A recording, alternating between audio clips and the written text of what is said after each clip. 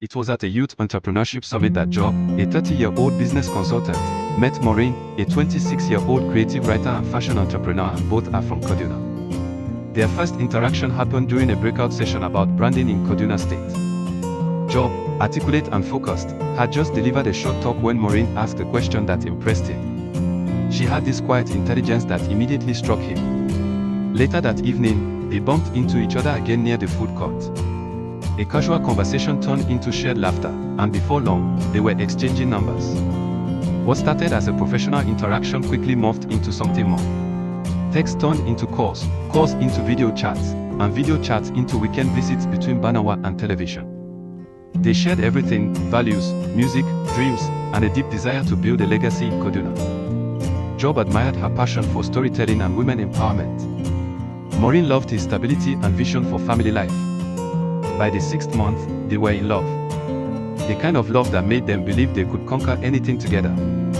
But there was one thing they hadn't talked about, one that most Nigerian couples are warned about early: their genotype.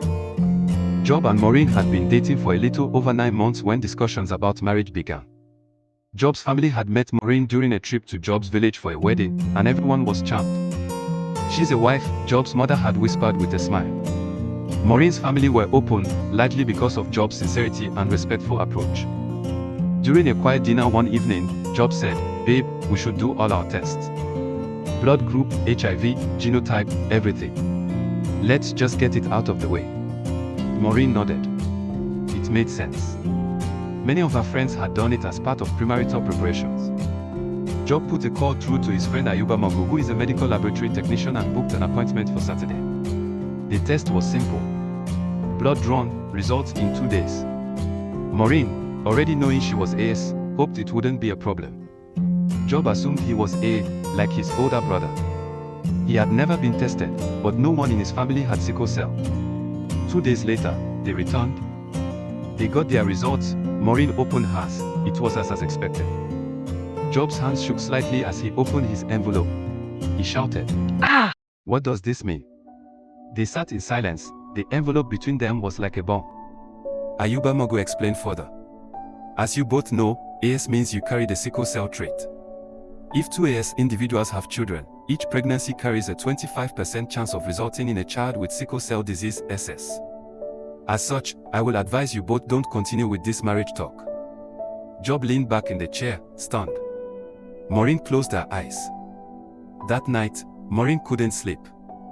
Memories of her cousin Felicia flashed through her mind, screaming in pain, frequent hospital visits, and the emotional toll on the family.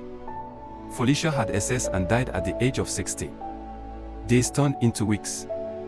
They avoided the conversation until it became too loud to ignore.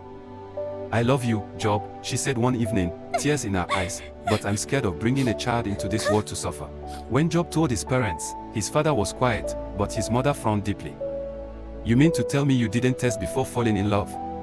she asked. "Even our generation knew to do that." Maureen faced more resistance. Her father was sympathetic but firm. "You must think about the future, not just the present," he said. Her mother cried. "We already have enough pain in this world. Don't add to it, my daughter." They tried counseling. They spoke to a pastor. They joined an online support group for genotype incompatible couples. The stories were heartbreaking: parents who had lost 2, even 3 children to sickle cell crisis. Some had chosen to stay together and suffered. A few had found alternatives like embryo selection, but many said they would have walked away if they had known sooner. Job and Maureen grew quieter with each passing week.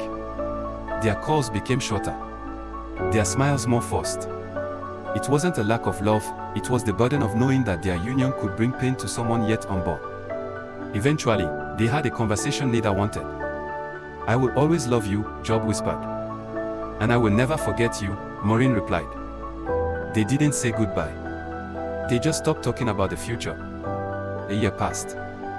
Job, now focused on his business, occasionally thought about Maureen when he passed her favorite shawarma spot or when he read a particularly powerful piece of writing online.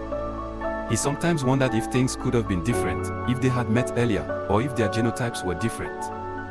Maureen poured her heartbreak into a blog series titled Love and Bloodlines, which went viral. She received emails from young Nigerians thanking her for sharing the story. Some had never done genotype testing before dating. Others shared similar experiences of walking away from love.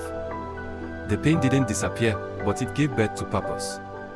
Jobs started sponsoring sickle cell awareness campaigns in secondary schools across Nigeria. They didn't reunite, but they both grew. Their love, though short-lived, had saved future lives. Closing message. In Nigeria, where genotype-related heartbreak is common, knowing your status early can save you from emotional pain later. Love deeply, but wisely. Visit a hospital or medical laboratory and know your genotype today. This is your favorite lab Nika. Ayuba Magu.